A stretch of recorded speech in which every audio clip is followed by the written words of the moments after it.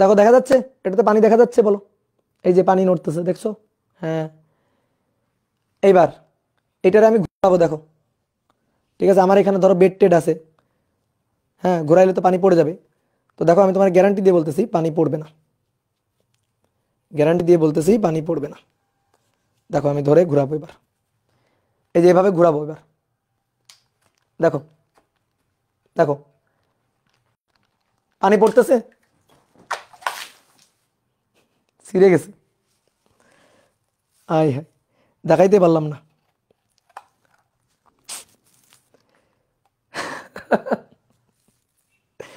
তাহলে দেখো, আমি এটা এটা দিয়ে দেখাই আপাতত। যখন এইভাবে ঘোরাচ্ছিলাম পানি কিন্তু পড়ে নাই, এভাবে ঘোরাচ্ছিলাম পানি কিন্তু পড়ে নাই।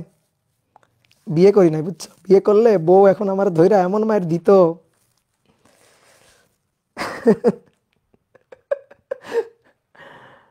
আচ্ছা দেখো, তাহলে যখন এইভাবে ঘুরতে ঘুরতে ঘুরতে ঘুরতে যখন এই পয়েন্টে গেছে, তখনই কিন্তু টুপ করে কিছু পানি পড়ে গেছে, বুঝলা?